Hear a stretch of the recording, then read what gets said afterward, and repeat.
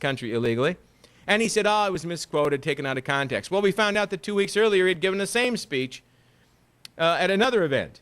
It wasn't out of context. It's exactly the same thing, and that's what he believes. And he was not chastised. He got no trouble from his superior, a guy by the name of Mr. Aguilar. And he didn't get in any trouble at all because his superior, a guy by the name of, he's the Homeland Security Secretary, did not care. And he didn't care because the guy who's his boss also didn't care. It's called the President of the United States. That's why we ended up with nobody saying a word about such an outrageous, idiotic statement. And nobody turned to the President of Mexico when the President of Mexico said there is no northern border. Why? How come the President of the United States did not turn to him at that point in time and say, I'll send you an atlas? There is a border. It's called the Rio Grande. And we will defend it. And you're not going to be able to come across it without our permission. Because we are going to treat it just exactly the way you treat your southern border. We are going to ask just exactly the same thing you ask of people coming into your country. By the way, they are very, very strict on immigration into Mexico. And should you show up there illegally, without their ID, without their permission, you will be in for a rude awakening. It's called a detention center, and it's an ugly place while you're waiting to be deported. And you don't get access to schools, and you don't get access to jobs, and you don't get access to health care. Why is it that it is perfectly acceptable for any other country in this world to secure its own borders? But for us, this is something that we have to make apologies for. Hogwash. No more apologies. We are American. This is a country. It is a sovereign nation. But without it, you will see the continuation of this program, of this process. It will require a president who's dedicated to doing something about it.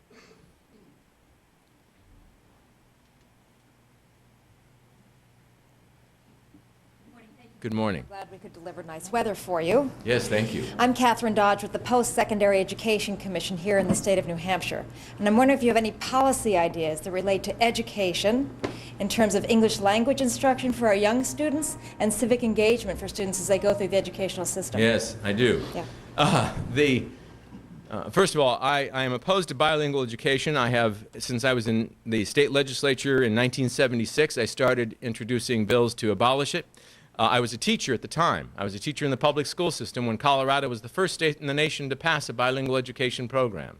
And it meant it turned into this bizarre, I can't call it an educational program because there was very little that had to do with education. It was politically motivated, took people out of classrooms who were, by the way, not able to speak Spanish. They had a Hispanic surname, or checked that on the box that was the language spoken at home, and so they were put into Spanish-speaking classes. By the way, over the objection most of the time of their parents. And so as a teacher, I kept thinking, what is going on? This is whoever thought of this idea? This is bizarre. It's certainly not educationally sound.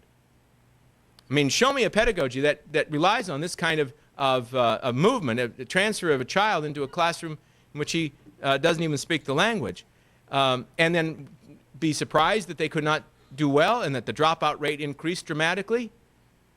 So I started looking into it, and it was the fact that most of this was politically based, politically motivated, not educationally driven. Children should be immersed in English at the earliest possible time in their educational career. The earliest time. The quicker that we can get them into English language immersion classes, the better for them. Do you care about kids? Do you really care about kids? Do you really want the best for them? Do you really want them to achieve something in their lives, the great thing, something better than what we could give them ourselves, our own kids? We want them to always do better. Well, if we really want that for kids, you do not put a straitjacket on them in terms of their linguistic abilities. And that's what we were doing, and I think now it's changed. That was 30-some years ago. It's changed pretty much in a lot of states. Some states have now thrown it out entirely.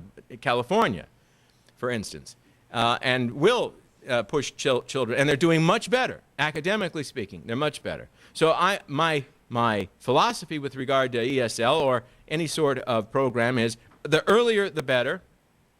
Immersion is better than some sort of plan that keeps him in a class where a language other than English is predominantly spoken. Higher education and the whole issue of whether or not we're going to be able to, pass on these civic values, that is a tough one. That is a tough one. Especially tough to offer on a day when you know that the president of Columbia University has just invited Ahmadinejad to speak at Columbia. I can't pass a law. There is no law that we can pass in Congress to make people appreciate the value of Western civilization. I can't do it. And we certainly